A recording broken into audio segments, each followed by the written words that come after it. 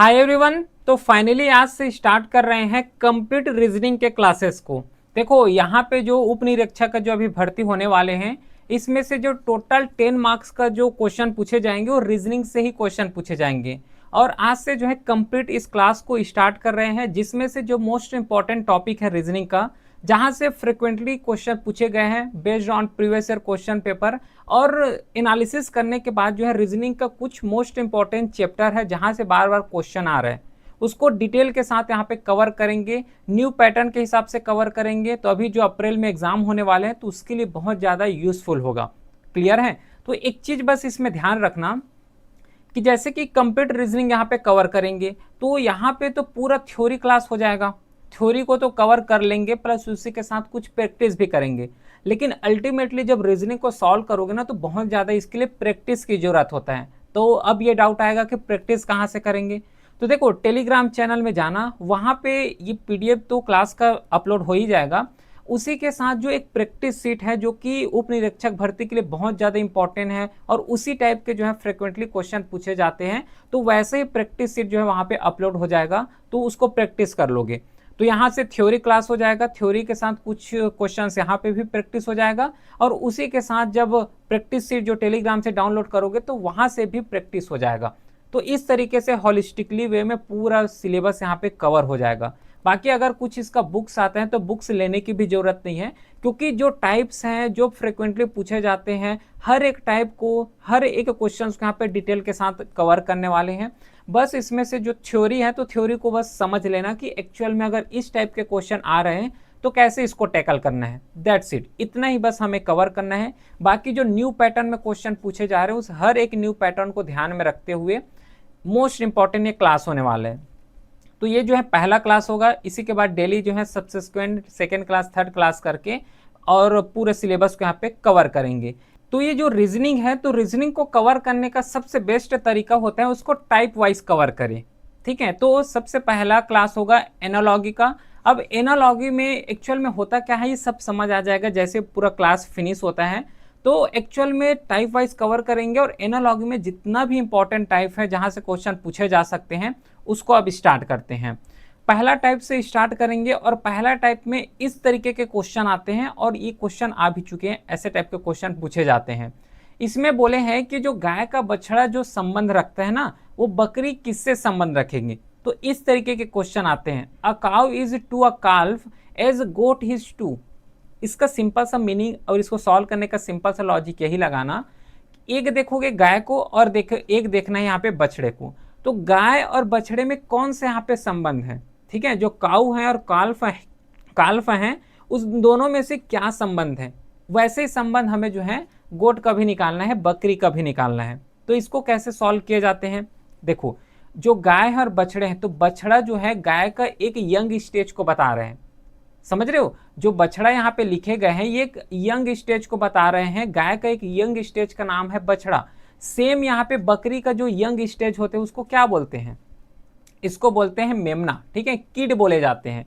तो पहला का जो करेक्ट आंसर होगा वो यहाँ पे बी हो जाएगा, किड बोले जाते हैं। गोट का जो यंग स्टेज होते हैं उसको किड बोलते हैं। इसी तरीके से बस नॉर्मली इसको सॉल्व करना होता है, और उसमें कुछ दिक्कत नहीं है। बस ये बस पहचान आना चाहिए कि कैसे रिलेट कर रहे हैं। जैसे कि गाय का बछड़ा से जो संबंध रख रहे हैं, क्या संबंध है, जो गाय है और बछड़ा है, तो जो बछड़ा है ना एक्चुअली ये गाय का यहाँ पे यंग स्टेज को बता रहे हैं। बस ऐसे ही सॉल्व करना होता है। एक और एग्जाम्पल देखो, जो पिच का संबंध क्रिकेट से है, उसी प्रकार जो एरिना है, ठीक है, वो किससे संबंध रखता है। ऐसे क्वेश्चन आते, ध्यान रखना। जो पिच है, पिच में क्या खेले जाते हैं, क्रिकेट खेले जाते हैं। पिच देखे हो ना, तो जो बना जहाँ पे क्रिकेट खेले जाते हैं, तो कहाँ पे क्रिकेट खेले जाते हैं, पिच में खेले जाते हैं। मतलब पिच ऐसा एरिया है जहाँ पे क्रिकेट खेले जाते हैं। तो एरेना ऐसा कौन सा जगह है जहाँ पे कौन से स्पोर्ट यहाँ पे खेले जाते हैं। तो इसका करेक्ट आंसर हो जाएगा डी, क्योंकि एरेना में जो है कुश्ती लड़े जाते हैं, वेस्टलिंग लड़े जाते हैं। समझ आ रहा है क्वेश्चन। अगला देखो, निम्नलिखित संबंध के समान संबंध व्यक्त करने वाला विकल्प चुनिए। ठीक है, choose the options that express the same relationship as follow. Simple सा लॉजिक है इस टाइप के क्वेश्चन में। सिंपल सा लॉजिक ये लगाना है कि जो तंबाकू है और कैंसर, इसमें क्या रिलेशन शो कर रहे हैं। जैसे कि यहाँ से समझ आ रहा है कि तंबाकू खाओगे तो कैंसर होगा, ठीक है, तंबाकू खाओगे तो यहाँ पे कैंसर होगा। सेम दूध पियोगे तो भोजन होगा। ये लॉजिक बन रहा है क्या? यहाँ पे नहीं बन रहा है, तो पहला ऑप्शन गलत। जो है यहाँ पे कली लिखे गए हैं और यहाँ पे फूल लिखे, मतलब जो बर्ड है और फ्लावर, कली का मतलब होता है कि जो फूल होते हैं तो उसका ऊपर एरिया जो होते हैं ना, जो है तना के फॉर्म में निकले होते हैं, उसको बर्ड बोलते हैं। तो बर्ड और फुल, तो इससे लिंक हो पा रहा है क्या? नहीं हो पा रहा है, ये ऑप्शन भी गलत है। फिर मिट्टी और अपर्दन, जो अपर्दन होते हैं, जो इरोजन होते हैं, वो तो मिट्टी में ही होते हैं, तो ये तो लिंक नहीं हो पा रहा है। लिंक क्या करना है कि कोई भी चीज ऐसे हो जो कि इससे लिंक कर पाए, जैसे कि तंबाकू खाओगे तो कैंसर होगा। सेम जैसे कि मच्छर अगर काट लिया जाए तो उससे क्या हो जाएगा? मलेरिया होगा। मॉस्किटो को काटने से क्या होता है? मलेरिया होता है। तो इसका करेक्ट आंसर हो जाएगा D answer. D is the right answer. समझ आ रहा है क्वेश्चन? अगला देखो, ये सेम टाइप के अभी कर रहे हैं ना, ये तो पहला टाइप कर रहे हैं, इसके बाद जो सेकंड टाइप भी आएगा, थर्ड टाइप भी आएगा, और कंप्लीटली जो एनालॉगी है वो कवर हो जाएगा, गारंटीड है। अगर इस पर्टिकुलर टॉपिक को अगर कवर करके चले जाते हो और जो प्रैक्टिस सीट अपलोड हो रहा है टेलीग्राम में उसको भी कर लेते हो तो मोर देन इनफ है, 100 में से 100 मार्क्स इजिली यहां से स्कोर कर पाओगे, ठीक है।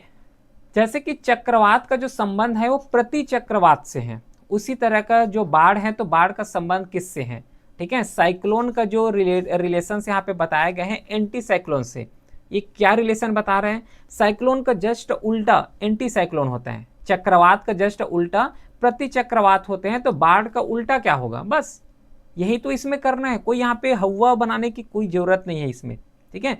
बहुत इजीली रीजनिंग से स्कोर कर पाओगे, बस थोड़ा सा टाइप को बस समझ लो, बाकी समझ आ जाएगा।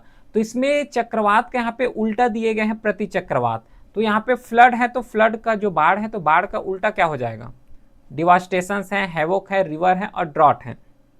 बाढ़ मतलब होते हैं पूरा फ्लड हो जाना, बाढ़ आ जाना, बाढ़ का जस्ट उल्टा होता है ड्रॉट हो जाना, सूखा पड़ जाना। तो ये जो है 4 का डी आंसर करेक्ट है, डी ऑप्शन। डॉक्टर का जो संबंध होता है वो रोगी से है, उसी प्रकार वकील का संबंध किससे है? अब देखो यहाँ तक तो आप पैटर्न समझ चुके हैं इसका, तो थोड़ा सा वीडियो को आप पॉज कर लो। वीडियो को पॉज करने के बाद जो है अपने लेवल में ट्राई करो कि क्या एक्चुअली में आप सॉल्व कर पा रहे हैं कि नहीं, वो ज़्यादा बेस्ट होगा, ठीक है। थोड़ा सा मैं खुद रुक रहा हूँ ताकि अच्छे से इसको सॉल्व कर पाओ। जो डॉक्टर का संबंध है ये रोगी से है, ठीक है। Doctor is related to patient in the same way lawyer किससे रिलेट होगा? डॉक्टर का संबंध रोगी है, मतलब डॉक्टर किसका इलाज करते हैं? रोगी का। डॉक्टर जो इलाज करते हैं वो रोगी का करते हैं ना, पेशेंट का ही इलाज करते हैं। और वकील किसका, मतलब केस लड़ते हैं, क्लाइंट का लड़ते हैं। डी ऑप्शन इसमें बिल्कुल करेक्ट है, ठीक है। फिफ्थ का जो डी ऑप्शन आएगा वो बिल्कुल करेक्ट आंसर है। चलो, गंजा का जो संबंध है वो है सुनहरे बालों वाला, ठीक है। गंजा और सुनहरे बालों वाला जिसे ब्लांड बोले जाते हैं इंग्लिश में, उसी प्रकार जो बंजर है तो बंजर का संबंध किससे है? इसमें सिंपल सा जो पहला संबंध बताया गया है ना, उसी संबंध को बस यहाँ पे कवर कर लो, ठीक है। जैसे कि यहाँ पे बाल्ड जो कि रिलेट कर रहे हैं ब्लॉन्ड से, उसी तरीके के बैरन किससे रिलेट होगा, बस। तो ये पहला दिए गए इसी संबंध को अगर लिंक कर पाओगे ना तो आसानी से ऑटोमेटिक अगला ऑप्शन सॉल्व हो जाएगा। जैसे कि गंजा का संबंध सुनहरे बालों वाले से, मतलब ये डायरेक्टली जो है अपोजिट बता रहे हैं, उल्टा ही बता रहे हैं। एक तरफ गंजा है और एक तरफ ऐसे इंसान है जिसका पूरा जो है पूरा काले बाल हैं, मतलब एक अपोजिट बता रहे हैं। तो सेम बंजर जमीन, तो बंजर जमीन का उल्टा क्या हो जाएगा? उपजाऊ जमीन, ठीक है। वनस्पति नहीं होगा, खेत नहीं होगा, नहीं निषिद्ध होगा। इसका करेक्ट आंसर हो जाएगा उपजाऊ जमीन, फर्टाइल एरिया, क्योंकि बंजर का जो है उल्टा क्या होगा? बंजर का उल्टा उपजाऊ। ये क्वेश्चन है एक्चुअल में। अब ये क्वेश्चन आ जाएगा क्या? 2 क्वेश्चन यहाँ पे हैं, ये दोनों क्वेश्चंस को अब होमवर्क करना। होमवर्क नहीं, ये तो यहीं पे ही कर सकते हो, कोई दिक्कत नहीं है। बाकी प्रैक्टिस सीट भी अपलोड होगा तो ध्यान से उसको कवर कर लेना और आसानी हो जाएगा। चलो, अब जो है हम लोग कवर करते हैं टाइप 2 को। पहला टाइप कवर हो गया। इस एनालॉजी में पहला टाइप में ऐसी टाइप के क्वेश्चन एक्चुअल में देखने को मिलता है। फिर अब कवर करते हैं नेक्स्ट टाइप, और नेक्स्ट टाइप को कवर करना थोड़ा सा यहाँ पे मुश्किल नहीं है, बहुत ज़्यादा इजी है, और ये इजी मैं यहाँ पे बना रहा हूँ। देखो, इस टाइप के क्वेश्चन आते हैं, ध्यान में रखना। पैटर्न इसको कवर करेंगे, डिफरेंट डिफरेंट पैटर्न। इसमें एक्चुअल में क्या होता है कि ये जो पहला वाला वर्ड लिखा हुआ है और ये सेकेंड वाले वर्ड लिखा हुआ है, तो दोनों में रिलेशन बनाना है, और जो रिलेशन इन दोनों में बनेगा वही रिलेशन इसके साथ भी बनाना है। बस यही करना है, ठीक है। ये दोनों रिलेशंस को सबसे पहले हमें फाइंड आउट करना है। अब ये रिलेशंस को फाइंड आउट करने का सबसे पहले ये मतलब हमें पता होना चाहिए कि इसका प्लेस पोजीशंस क्या है। जैसे कि एम है तो एम का नंबरिंग कितना होता है। जब तक नंबरिंग नहीं पता होगा तो इसको बनाने में ना बहुत ज़्यादा यहाँ पे टाइम लग जाएगा, बहुत ज़्यादा टाइम कंज्यूमिंग हो जाएगा। तो इसके लिए थोड़ा सा मैं कुछ नंबर यहाँ पे याद करा रहा हूँ, ट्रिक से हम लोग याद करेंगे कुछ इंपॉर्टेंट नंबर को, ठीक है। बहुत ज़्यादा हेल्पफुल होगा, ठीक है। जैसे कि एक नंबर होता है जी, इस जी का पोजीशन क्या होगा ये याद कर रहे हैं हम लोग। जी यहाँ पे वर्ड है, ठीक है, इंग्लिश में ABCD में जी एक वर्ड आता है। अब इस जी का हमें नंबर प्लेस पता होना चाहिए कि देखो ए से अगर जेड तक जाओगे टोटल 26 वर्ड हैं। अब 26 वर्ड में जो नंबर प्लेस है कि एम का प्लेस पोजीशंस कौन सा है, उसके बाद जेड का कौन सा है, एक्स का कौन सा है, ये सब पता होना चाहिए। और ये सब अगर अच्छे से पता हो गया ना तो ये आसानी से बन जाएगा। ये 2 मिनट का क्वेश्चन होता है, 2 मिनट भी नहीं लगेगा इसको सॉल्व करने में। जैसे कि जी हो गया, तो जी का यहाँ पे देखो ये जो जी वाला पार्ट है इधर साइड निकला हुआ है, तो इसको क्या लिख सकते हो 7। मतलब जी का जो प्लेस पोजीशन होता है वो 7 होते हैं, ठीक है। जी का नंबर प्लेस पोजीशन जो है वो 7 होते हैं। सेम यहाँ पे एम, एम को देखोगे तो थोड़ा सा इसको रोटेट कर दो, उल्टा करो, तो इस तरीके से बन जाएगा क्या, मतलब 3 टाइप बन रहे हैं। 3 टाइप मतलब आगे में एक लगा दो तो ये हो गया 13, ठीक है। इसके बाद एक होता है डब्लू। अब डब्लू को भी थोड़ा सा रोटेट करोगे तो 3 ही टाइप बनेगा, लेकिन डब्लू जो है ना थोड़ा सा लास्ट साइड में आता है ना। ABCD जब कवर करोगे तो लास्ट साइड आते हैं, तो इसलिए इसमें जो है 2 ऐड कर दो, ये यहाँ से याद हो गया। फिर एक होता है एच। अब ये एच है तो एच को ऐसा देखो, एच का ऊपर पार्ट को मिला दो, नीचे पार्ट को मिला दो, तो क्या ये 8 बन गया क्या, बिल्कुल बन गए, ये 8 ही बन गए। इसके बाद और कौन सा नंबर है जिसको यहाँ पे कवर कर सकते हैं, वो है एफ, ठीक है। एफ को भी कवर कर लेते हैं। एफ अगर यहाँ पे लिखा हुआ है तो एफ को ऐसा मिला दो, ठीक है, इस तरीके से कर दो, ठीक है। एक सेकेंड ना, इसको थोड़ा सा इरेज करो। ये जो एफ लिखा हुआ है ना, एक्चुअल में एफ को ये ऐसा होता है, एफ को इस तरीके से घुमा दो तो ये कितना बन गया, 6 बन गया। तो एफ का पोजीशंस यहाँ से याद रहेगा 6 करके, क्लियर है। उसके बाद अब जैसे कि एक हो गया एस, एस को कैसे करोगे, ये एस यहाँ पे लिखा हुआ है, ये ऊपर वाले पार्ट को इस तरीके से मिला दो, मतलब ये बन गया 9, और आगे एक जोड़ दो, मतलब एस का पोजीशंस यहाँ पे होता है वो 19 होते हैं। तो इस तरीके से जो है याद रखोगे। फिर एक नंबर यहाँ पे आता है आई का, आई को कैसे याद रखोगे, आई ये ऐसा लिखा हुआ है, ये वाला जो नंबर है ना इसको ऐसे मिला दो, मतलब यहाँ से हम लोग 9 बना सकते हैं। तो ये कुछ इंपॉर्टेंट वर्ड हैं जो कि याद होना चाहिए, और कुछ और भी वर्ड हैं जिसको ट्रिक के माध्यम से याद रख सकते हैं। वो वर्ड को जब क्वेश्चंस करेंगे ना तो क्वेश्चंस के साथ ही बता दूंगा। जैसे कि एक होता है टी, टी को कैसे याद रख सकते हो, सुने ना T20, तो इसको 20 से याद रखोगे, T20 करके। इसके बाद यू और वी, ये यू और वी को नॉर्मली जो है 21 और 22 से याद रखोगे, यू और वी 21 22 इससे याद रखोगे, ठीक है। चलो अब यहाँ पे क्वेश्चंस को कैसे सॉल्व करना है अब यहाँ पे समझा रहा हूँ। इस क्वेश्चन में सिंपल से एक लॉजिक लगाना, जैसे देखो ये पहले 2 वर्ड लिखा हुआ है ना, दोनों वर्ड को पहले कवर करना है, ऐसे बनाना, y है, फिर t हो गया, फिर o है, उसके बाद j है। इसके बाद ये जो सेकेंड वाले वर्ड है ना इसको जस्ट नीचे में लिखना, ये x हो गया, ये s हो गया, ये n हो गया, ये हो गया i। अब क्या करोगे, इसका नंबर करोगे, कोडिंग करना, जैसे कि ये अभी बताया हूँ ना कि नंबर प्लेस कितना इंपॉर्टेंट है। अब यहाँ पे समझ आएगा, अगर ये नंबर याद रहेगा तो तुरंत कर लोगे, और जिन स्टूडेंट को नंबर याद नहीं रहेगा तो वो तो गिनते ही रह जाएंगे, ABCD बार बार गिनते रहेंगे कि उसके बाद नंबर कितना आएगा, फिर नंबर कितना आएगा, ऐसा।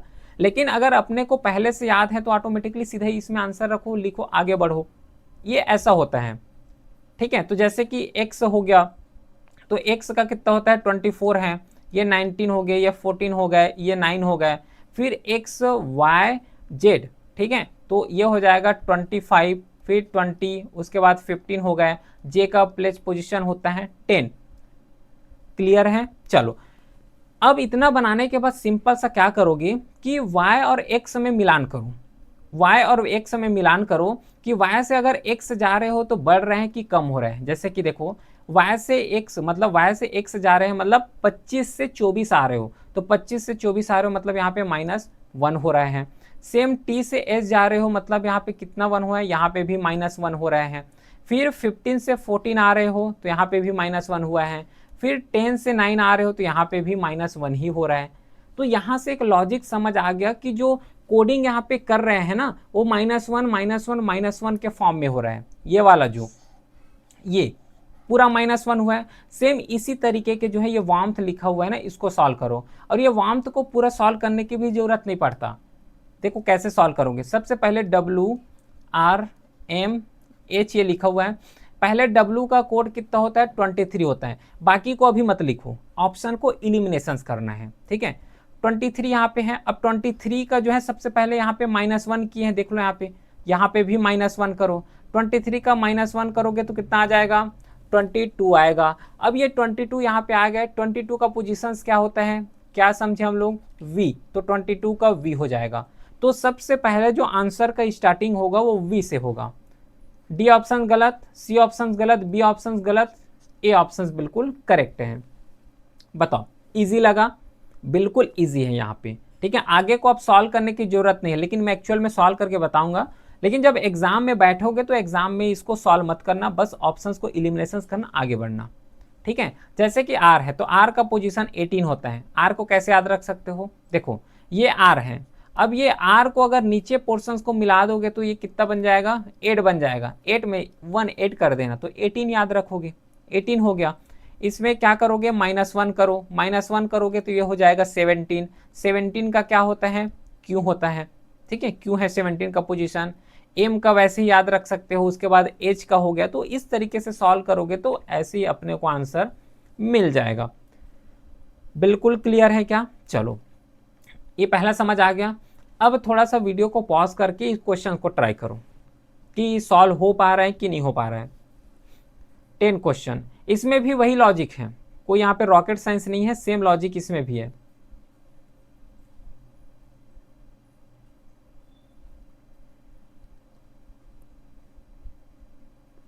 देखो इस क्वेश्चंस को ना एक और तरीके से सॉल्व किए जा सकते हैं, ध्यान रखना।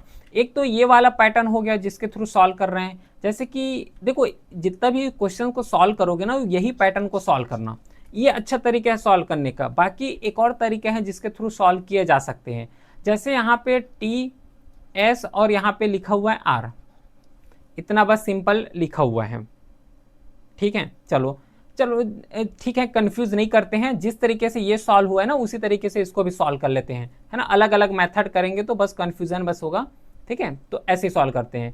T का यहाँ पे 20 हो जाएगा, ये 19 है और ये 18 हो जाएगा। इसके बाद नीचे में लिखा हुआ है FED, FE और ये हो गया D। तो F का पोजिशन यहाँ पे 6 होता है, ये 5 हो गया और ये हो गया 4। अब यहाँ पे थोड़ा सा देखोगे ना नंबर को, तो ऊपर में 20 नंबर है, नीचे में यहाँ पे 6 आ रहा है, मतलब इसमें जो गैप देखने को मिल रहा है ऑलमोस्ट 14 का गैप है। 14 का गैप मतलब अपने लेवल में बहुत ज़्यादा होता है।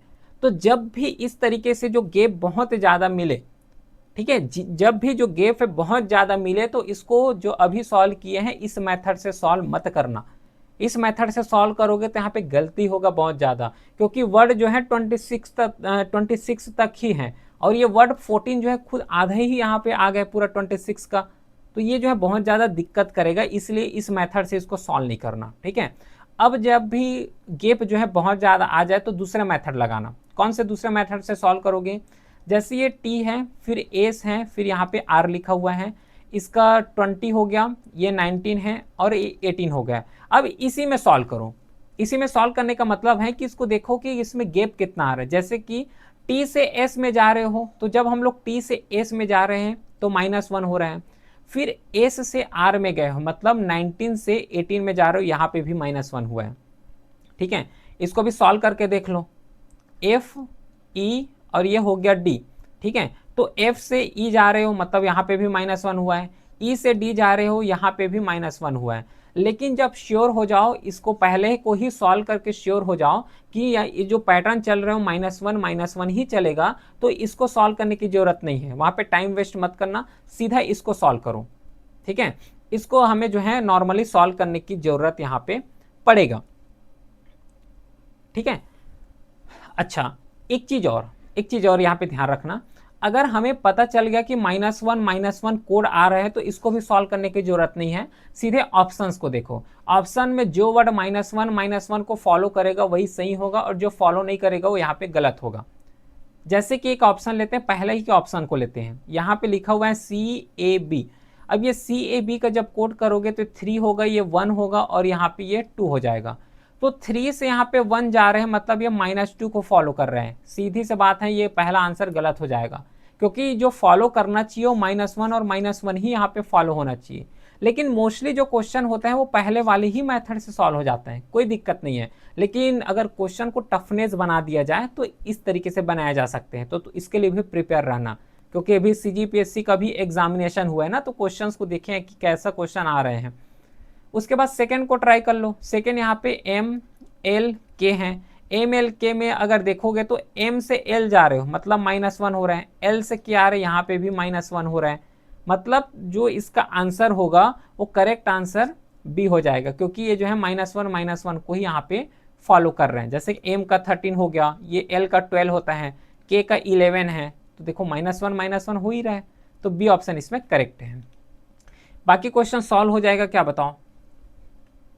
MAD वाले, चलो इसको बस सॉल्व करते हैं, थोड़ा और प्रैक्टिस हो जाएगा ना।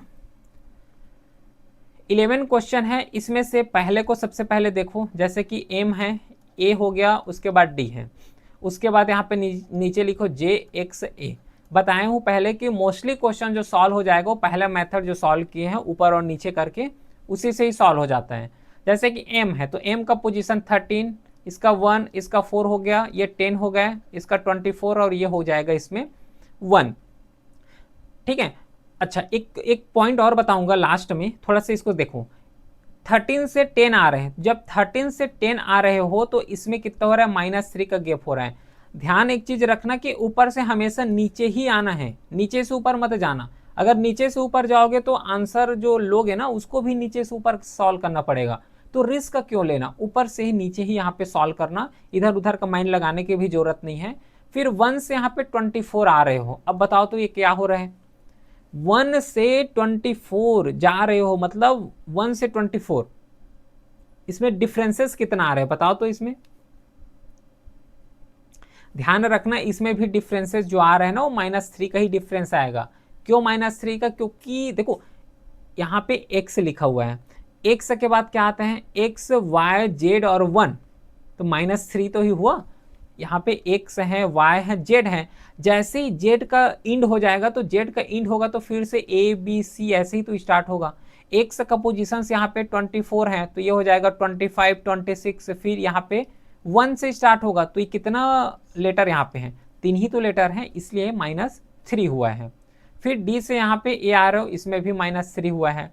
सेम लॉजिक रन में भी लगा दो, ये हो गया RUN, R का होता है 18, यहाँ पे -3 कर दो, -3 करोगे तो इसमें कितना हो जाएगा 15, तो 15 का क्या होता है, O होता है। उसके बाद ऑप्शंस देखो, B ऑप्शन इलिमिनेट, क्योंकि आंसर आएगा O से स्टार्ट हो रहा है। C ऑप्शंस भी यहाँ पे गलत हो गया। फिर यहाँ पे U है, U का पोजीशंस कितना होता है, U और V याद है ना, तो ये हो जाएगा 21। अब 21 में -3 करोगे तो कितना आ जाएगा 18। अब 18 का पोजीशंस क्या होते हैं बताओ तो, 18 का पोजीशंस होता है R, तो O के बाद R आएगा। पहला ऑप्शन में तो S लिखा हुआ है जो कि 19 है, करेक्ट आंसर इसका D हो जाएगा। समझ आ गया क्या। चलो इसी तरीके से जो है क्वेश्चंस को यहाँ पे सॉल्व करना होता है, बड़े आसानी से क्वेश्चन को सॉल्व कर लेते हैं। लेकिन एक पैटर्न बस और थोड़ा सा समझा रहा हूँ, थोड़ा सा अगर और टफनेस की तरफ जाए और इसको पहचानने का तरीका देखना। जैसे कि मैं एक लेटर लिख रहा हूँ यहाँ पे ABCXYZ C, उसके बाद यहाँ पे D आ गया, नीचे में और लिंक कर देंगे, फिर DBCAFAC, जस्ट एग्जाम्पल दे रहा हूँ ना, ठीक है। देखो अगर कोई भी लेटर जो है इस तरीके से बड़ा अक्षर में आ जाए, है ना, बहुत लंबा लेटर अगर दे दिया जाए, तो लंबा लेटर दे दिया जाएंगे तो 90% वही क्वेश्चन होते हैं, 90% जो सॉल्व होते हैं वो यही मेथड से होते हैं। कौन से मेथड से, कि इसमें नंबरिंग करने की जरूरत नहीं है। इसमें क्या करेंगे कि C को इधर लिख दिए हैं, Z को और कहीं लिख दिए हैं, जैसे कि यहाँ पे और एग्जांपल है, जैसे B है तो B को सेम पोजीशन में रख दिए हैं, ठीक है। तो इस तरीके से जो है पोजीशंस को ही बस यहाँ पे बदलते रहते हैं। जैसे कि सी है तो सी को इधर लिख दिए हैं, ए को यहाँ पे ला लिए हैं, तो ये पोजीशंस बस को यहाँ पे चेंज करते रहते हैं, ये बस बताना चाह रहा था मैं। अगर छोटा लेटर है जैसे कि इस टाइप के हैं या फिर इस टाइप के अगर क्वेश्चन पूछ ले रहे हैं तब तो नंबर करके सॉल्व कर सकते हो, लेकिन जब लंबा लेटर आ जाए इस तरीके से तो ये मेथड को अपनाना बस। चलो फिर ये जब सब होमवर्क है अपने लेवल में करोगे सब हो जाएगा, बहुत इजी क्वेश्चन है। क्लियर है? तो ये हो गया टाइप 2। अब इंटर करते हैं टाइप 3 की तरफ। टाइप 3 में अब देखो कैसा क्वेश्चन आता है, ये वाला क्वेश्चन है। ये सीरीज का क्वेश्चन नहीं है, ये एनालॉगी का क्वेश्चन है, ध्यान में रखना। बताओ तो इसमें कैसे सॉल्व करोगे? ये एनालॉगी ना, एनालॉगी को कवर कर रहे हैं। सीरीज में भी ऐसे आते हैं, लेकिन सीरीज में इस तरीके से बीच में जो है डबल डॉट नहीं दिए जाते। अगर डबल डॉट है तो समझ जाना कि ये एनालॉगी का है। और सिंपल सा अभी तक जो लॉजिक लगा रहे हैं वही लॉजिक बस इसमें लगाना है कि 63 है और 63 और 21 ये कैसा लिंक हुआ है, या फिर 63 से 21 बना कैसे हैं, ये बस हमें पता होना चाहिए। देखो यहाँ पे 63 है, अगर मैं 63 को जो है 3 से डिवाइड कर दूं तो मेरे को कितना मिल जाएगा? 21 मिलेगा। ठीक है, से ये 63 हो गया, इसको 3 से डिवाइड कर दो, है ना, 3 दूनी यहाँ पे 6 हो जाएगा, ये कट गया 3, 3 एकम 3, तो 21 तो आ गया। मतलब 61 को हम लोगों ने जब 3 से डिवाइड किए हैं तो 21 आ गया। सेम जो 27 है, 27 को 3 से डिवाइड कर दो, 27 को 10 से डिवाइड करोगे तो 9 आ जाएगा। बी ऑप्शन बिल्कुल करेक्ट है। ऐसे सॉल्व करना है। चलो 18 क्वेश्चन, ये सब प्रैक्टिस से समझ आ जाएगा। ठीक है, इस क्वेश्चन को अभी थोड़ा छोड़ो, 19 में आओ। बताओ इसको 9, ये भी थोड़ा सा यहाँ पे लंबा जाएगा ना, थोड़ा सा इन दोनों को रखो अभी, ये 20 को सॉल्व करो। ठीक है, उतना ज़्यादा टफनेस नहीं आता क्योंकि ये थोड़ा सा यहाँ पे लेंदी टाइप में सॉल्व होगा, उतना सॉल्व करने की जरूरत नहीं है। 20 क्वेश्चन कैसे सॉल्व करेंगे इसको? अब ये माइंड लगाना है, ठीक है, लॉजिक लगाना है कि कैसे इस तरीके के क्वेश्चन को जो है सॉल्व कर सकते हैं। यहाँ पे 8 है, या फिर 8 में क्या मल्टीप्लाई करे, क्या जोड़ना घटाना गुना भाग जो करना है वो करो, लेकिन 66 आंसर यहाँ पे आ जाए। क्या आंसर आएगा इसमें? सिंपल सा लॉजिक है। देखो यहाँ पे शुरू में 8 लिखा हुआ है, 8 को अगर स्क्वायर कर दो, ठीक है, वर्ग ले लो तो कितना हो जाएगा? 8 8 64। अब इस 64 में 2 जोड़ दो तो कितना आ गया? 66। 66 तो यहाँ पे लिखा हुआ है तो 66 तो आ गए। सेम यहाँ पे ऐसे कोई नंबर लो जिसको इसी तरीके से जो है स्क्वायर करना है, और स्क्वायर करने के बाद उसमें जब 2 जोड़ोगे तो 66 आ जाए। अब ये नंबर अपने से सोचना पड़ेगा, लेकिन उस सोचने को कम करो ये ऑप्शंस के थ्रू। ऑप्शन देखो ना, ऑप्शन में ऑलरेडी दिया हुआ है और 4 ही ये नंबर है, यहाँ पे 4 ही नंबर को जोड़ के देख लो। जैसे कि पहले को अगर करोगे 2 है तो सबसे पहले 2 का स्क्वायर करो, इसमें +2 जोड़ देना, मतलब ये 4 + 2 हो जाएगा जो कि 6 आएगा, लेकिन यहाँ पे तो 38 आया हुआ है, गलत हो गया। 66 है, यहाँ पे 6 है, तो सबसे पहले 6 का स्क्वायर करो प्लस इसमें 2 जोड़ देना। 6 का स्क्वायर करोगे तो ये आ जाएगा 36, और 36 में जो 2 यहाँ पे ऐड कर दो तो 38। बी ऑप्शन बिल्कुल करेक्ट है। समझ आ रहे हैं? चलो इसको देखो 64। 21 क्वेश्चन है, सेम यही लॉजिक से सॉल्व होगा, ये भी बड़े आसानी से सॉल्व हो जाएगा, कोई दिक्कत नहीं होने वाला इसमें। अगर ये 64 है तो 64 का अगर मैं रूट ले लेता हूं, ठीक है, इस तरीके से वर्गमूल ले लेते हैं, तो जब इसका रूट लोगे तो कितना आएगा? 8 ही तो आएगा, 8 8 64 ही तो होता है। सेम यहाँ पे, अच्छा हाँ, सेम यहाँ पे नंबर दिया हुआ है 289। बताओ 289 किसका वर्ग रूट है, किसका स्क्वायर रूट होता है? 289 17 का। 17 × 17 कर लो, आंसर जो है यही आएगा। तो 17 इसका जो है बिल्कुल करेक्ट है। बताओ यहां तक कोई डाउट हुआ क्या? नहीं हुआ। चलो इसको देखो 22 क्वेश्चन। ये जो 22 क्वेश्चन है ना, इसमें से भी वही लॉजिक लगाना है, सेम लॉजिक जो कि अभी जो है सॉल्व कर रहे थे। 23 और 72 को बस देखो, इसमें से कैसे 23 को सॉल्व कर सके जिसके थ्रू हमें 72 मिल जाए। अगर मैं 23 को अगर 3 से अगर मैं मल्टीप्लाई कर दूं, ठीक है, 3 से मैं मल्टीप्लाई कर दूं तो 3 तिया ये 9 और 3 दूनी 6, कितना आ गया 69। और इस 69 में मैं 3 ऐड कर देता हूं, है ना, 3 जोड़ देते हैं तो कितना आ जाएगा 72 आ गया। यही लॉजिक लगा है। सेम लॉजिक यहाँ पे 38 में लगाओ। 38 जो है 38 है, सबसे पहले इसको 3 से गुना करो। 3 से गुना करो कितना आएगा, 8 का मार 16 आते 24 आ जाएगा। ये 4 हो गया 2, ये 9 हो जाएगा, 3 तिया 9, 9 10 11, ये हो गया 114। अब ये 114 में हमें जो है 3 ऐड करना है, तो 3 ऐड करोगे तो आ जाएगा 117। तो बी ऑप्शन इसमें बिल्कुल करेक्ट है। तो जो लॉजिक पहला में फॉलो हो रहा है उसी लॉजिक को सॉल्व करके आंसर तक हमें पहुंचना होता है। बस इतना ही सॉल्व करना है और कुछ इसमें हवा हवाई वाले बात नहीं है। ठीक है, ये वाला टाइप भी समझ आ गया। जितना टाइप बस करा रहा हूं ना उतना टाइप को भी कवर करोगे तो मोर देन यहाँ पे सफिशिएंट हो जाएगा। बाकी प्रैक्टिस के लिए तो टेलीग्राम चैनल है ही है, वहां पे जो है प्रैक्टिस शीट मिल जाएगा। अब इंटर करते हैं टाइप 3 की तरफ। ठीक है, नेक्स्ट जो टाइप है उसके तरफ इंटर करते हैं। और उसमें जो है इस टाइप के क्वेश्चन आते हैं जिसमें से एक साइड वर्ड दे दिए रहेंगे, है ना, इस तरीके से अल्फाबेट वाले वर्ड दे दिए रहेंगे और एक साइड जो है नंबर दे दिए रहेंगे। अब इसमें से सिंपल सा लॉजिक यही लगाना है कि जो नंबर दिए, सॉरी ये जो वर्ड दिए हुए हैं ना, इस वर्ड को कुछ भी करो, तोड़ो मरोड़ो, है ना, मल्टीप्लाई करो, जोड़ना घटाना करो कि 16 आ जाए। अब इस 16 को लाया कैसे हैं, थोड़ा सा माइंड लगाओ। ठीक है, उसके बाद इसको हम लोग जो है सॉल्व करते हैं कि एक्चुअल में जो 16 यहाँ पे लाया गया है ना वो लाया कैसे हैं। बहुत मोस्ट इंपॉर्टेंट क्वेश्चन है। ठीक है, और पैटर्न भी उसी तरीके के हैं जिस तरीके के पूछे जाते हैं। तो यहाँ पे जो है एक्स एम ए ई है, तो सबसे पहले अगर इसका नंबर को भी जोड़ोगे तब भी 16 आएगा नहीं, इसका पोजीशंस को अगर ऐड करोगे तब भी 16 नहीं आएगा। तो सबसे पहले काम क्या करते हैं, इसको लिखो, एक्स हो गया, एम हो गया, ए हो गया और यहाँ पे ई हो गया। सिंपल सा ये हो गया। चलो, एक्स का पोजीशन वैल्यू कितना होता है 24। ठीक है, अब इस 24 को दोनों को अलग करो, इसको 2 और 4 करके दोनों को जोड़ो। जब दोनों को जोड़ेंगे यहाँ पे तो कितना मिल जाएगा 6 आ गया। ध्यान से सुनते जाना। ठीक है, अब m का पोजीशन वैल्यू कितना होता है 13 है। अब इस 13 में 1 + 3 कर दो, इसी नंबर को जोड़ दो तो कितना आ जाएगा, इसमें आंसर आएगा 4 आ गया। फिर a है, अब a का पोजीशन वैल्यू यहाँ पे 1 होते हैं, तो 1 में क्या ही ऐड करोगे, 0 ऐड कर सकते हो, है ना, मतलब 1 का तो 1 ही आएगा, तो ये 1 हो गया। फिर e यहाँ पे लिखा हुआ है, e का पोजीशन वैल्यू जो कि 5 होता है, तो इसमें 0 + 5 कर दो, तो 0 + 0 इसीलिए ले रहे हैं क्योंकि आगे इसमें नंबर नहीं है। जैसे कि यहाँ पे 13 है तो 1 + 3 किए हो, अब यहाँ पे तो सिंगल ही नंबर है तो 0 ऐड कर दो, मतलब लाना आंसर वही है, सेम ही आएगा। फिर ये हो जाएगा 5।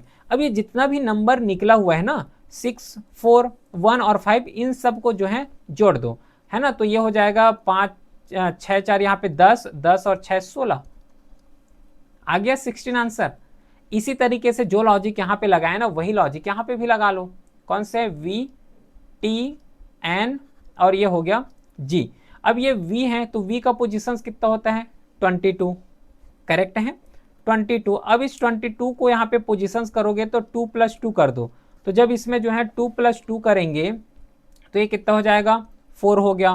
T का पोजीशन होता है 20, तो यहाँ पे 2 + 0 कर दो तो ये कितना हो जाएगा 2 हो गया। N का होता है 14, तो यहाँ पे 1 + 4 कर दो तो ये कितना आ जाएगा यहाँ पे 5 आ गया। फिर G का होता है 7, है ना, तो 0 + 7 कर दो, तो 0 + 7 करेंगे तो यहाँ पे 7 आ जाएगा। अब ये जो नंबर निकला हुआ है ना इसी नंबर को ऐड कर दो, कितना आएगा बताओ। इस नंबर को जब जोड़ोगे तो ये 5 13 हो गया, 13 17 18 19, नहीं 18 होगा ना 18, तो यहाँ पे जो है डी ऑप्शन बिल्कुल करेक्ट है। तो जो लॉजिक ऊपर में लगाए हो, जैसे ही 16 आया है उसी तरीके का लॉजिक यहाँ पे लगा के बड़े आसानी से जो है इसको सॉल्व कर सकते हैं, कोई दिक्कत यहाँ पे नहीं होगा। ठीक है, चलो फिर और एक आध क्वेश्चन देखते हैं, सेम पैटर्न में एक आध क्वेश्चन देखते हैं। चलो ये वाला देखो 26 F वाला देखो, तो इसको कैसे सॉल्व कर सकते हैं बताओ। यहाँ पे F को ऐसे सॉल्व करो जो कि 216 आएगा, मतलब 216 यहाँ पे आना चाहिए। F को सॉल्व करोगे तो देखो यहाँ पे F लिखा हुआ है, F का पोजीशंस कितना होता है 6 होता है। अगर इस 6 का मैं क्यूब ले लेता हूं तो मेरे को 216 मिल जाएगा। क्यूब अगर ले लेता हूं तो 216 मेरे को यहां से मिल जाएगा और बड़े आसानी से मिल जाएगा। अब ये सब सोचना पड़ता है, ठीक है, कि स्क्वायर में आएगा, क्यूब में आएगा, ये सब सोचोगे, प्रैक्टिस करोगे तब ये आसान हो जाएगा बिल्कुल। फिर एल है, एल का जब पोजीशन देखोगे तो ये होता है 12। अब 12 का सेम यहाँ पे क्यूब कर दो तो कितना आता है 1728। 12 का होता है ना 1728, तो 1728 ए ऑप्शन इसमें बिल्कुल करेक्ट हो जाएगा। ठीक है, चलो इसको तो बनाना तो कैसे मतलब सॉल्व कर सकते हो, ठीक है, किसको भी कवर करना पड़ेगा, हो जाएगा, ठीक है, कोई दिक्कत यहाँ पे नहीं है। फिर चलो अब नेक्स्ट टाइप की तरफ कवर करते हैं। ये सब टाइप जितना भी करा रहे हैं ना, सब वो थोड़ा सा अच्छे तरीके से प्रैक्टिस बस करना। बाकी ये वाला इंपॉर्टेंट टाइप्स हैं, यहाँ से भी क्वेश्चन बन सकता है अगर थोड़ा सा टफनेस की तरफ अगर लेकर जाए ना व्यापम, क्योंकि अभी CGPSC का क्वेश्चन आया था थोड़ा सा टफ।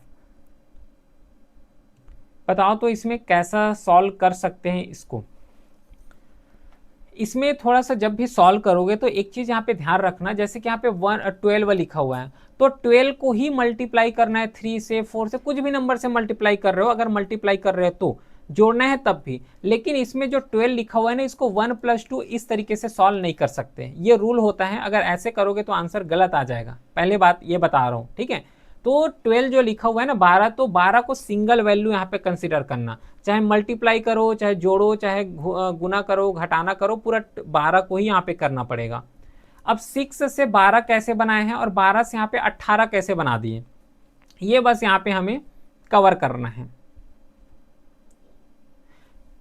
सिंपल क्वेश्चन है, 6 × 2 कर दो, है ना, 6 × 2 करोगे तो 12 आ गया। सेम 12 × अब 2 करोगे तो ये तो 24 आ जाएगा, तो गलत है फिर।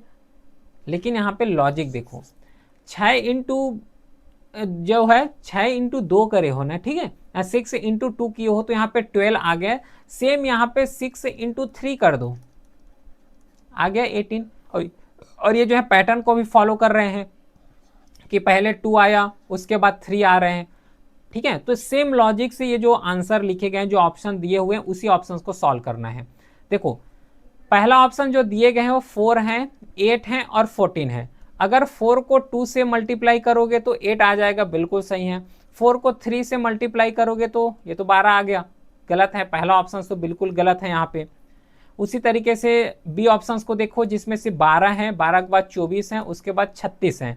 तो 12 × 2 करो, तो 12 × 2 करोगे तो ये आ जाएगा 24, ठीक है, 12 दूनी 24, और 12 × 3 कर दो तो आ जाएगा 36, 12 तिया 36। तो इसमें करेक्ट आंसर हो जाएगा वो बी ऑप्शन है।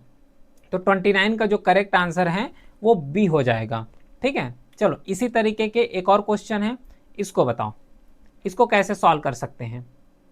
7 है, 77 है और 140 दिया हुआ है। अगर ये 7 लिखा हुआ है, अगर 7 से मैं 11 से मल्टीप्लाई कर दूं, है ना, तो 7 × 11 करोगे तो कितना आता है 77 ही आएगा, 77 ही यहाँ पे आता है। समझ आ रही है ये चीज। सेम जो 7 लिखा हुआ है ना, तो 7 × यहाँ पे 20 कर दो तो कितना आ गया 140 आ गया। इसमें से जो ऑप्शंस को फाइंड आउट कर लो, जो करेक्ट आंसर होगा वो यही पैटर्न को यहाँ पे फॉलो करते रहे होंगे। और इसको सॉल्व करने का सिंपल सा मेथड बताऊं, कि जो स्मॉलेस्ट नंबर है ना, तो उसी स्मॉलेस्ट नंबर को सबसे पहले ध्यान दो कि क्या उसमें मल्टीप्लाई किए जा सकते हैं, क्या उसमें जो है स्क्वायर किए जा सकते हैं, जिसके थ्रू बिग नंबर यहाँ पे हुआ है, प्राप्त किए हैं। तो छोटा नंबर से जो है स्टार्ट करना, छोटे नंबर को ही सॉल्व करके देखो ताकि आसानी से आंसर तक पहुंचा जा सके यहाँ पे, ठीक है। जैसे कि इसी तरीके से अगर सॉल्व किए ऑप्शंस में आते हैं, पहला ऑप्शन यहाँ पे दिया हुआ है 8, 80 और यहाँ पे 166, यही लॉजिक लगाना है। सबसे पहले यहाँ पे सॉल्व करो 8 × 11, तो ये हो जाएगा 88, लेकिन यहाँ पे तो 80 दिया हुआ है, गलत हो गया पहला ऑप्शन। सेकेंड ऑप्शन दिया हुआ है 9, उसके बाद 88, उसके बाद 180 दिया हुआ है, यहाँ पे 9 है, ठीक है। कुछ मिस्टेक हो रहा है क्या, नहीं ठीक तो है, अच्छा एक चीज यहाँ पे मिस्टेक है ना, प्रिंटिंग मिस्टेक हो, हाँ अच्छा ठीक तो है, ठीक है बिल्कुल सही है। इसको जब सॉल्व करोगे तो ये 9 है, तो 9 × 11 करो, जब 9 × 11 करोगे तब तो ये तो 99 आ जाएगा, लेकिन यहाँ पे तो 88 दिया हुआ है, बी ऑप्शन भी गलत। सी ऑप्शन को ट्राई करो। सी ऑप्शन में दिया हुआ है 8, 88 और 160। अब 8 को सबसे पहले 11 से मल्टीप्लाई करो, 88 आ जाएगा। उसके बाद 8 को जो है 20 से मल्टीप्लाई करो तो कितना आ जाएगा, 160 आ जाएगा। मतलब जो सी ऑप्शन है वो बिल्कुल करेक्ट ऑप्शन है। तो इसी तरीके से जो है नॉर्मली रीजनिंग बेस्ड यहाँ पे क्वेश्चन पूछे जाते हैं। जो एनालॉगी है तो एनालॉगी में जस्ट इतना ही टाइप्स को कवर करना है, मोर देन यहाँ पे सफिशिएंट हो जाएगा। और जस्ट प्रैक्टिस कर लोगे तो यहाँ पे पूरा अच्छे तरीके से प्रिपेयर भी हो जाएगा पूरा रीजनिंग का। तो ये तो पहला क्लास हुआ। पहला क्लास में पूरे एनालॉगी को डिटेल के साथ यहाँ पे कवर किए हैं, थ्योरी भी कवर किए हैं, उसी के साथ प्रैक्टिस भी यहाँ पे सॉल्व किए हैं। और एडिशनल जो प्रैक्टिस है वो टेलीग्राम चैनल में अपलोड हो जाएगा, तो वहाँ से डाउनलोड करके उसको प्रैक्टिस कर सकते हो। ठीक है, फिर मिलते हैं अब नेक्स्ट क्लास में। तब तक के लिए thank you, have a great day.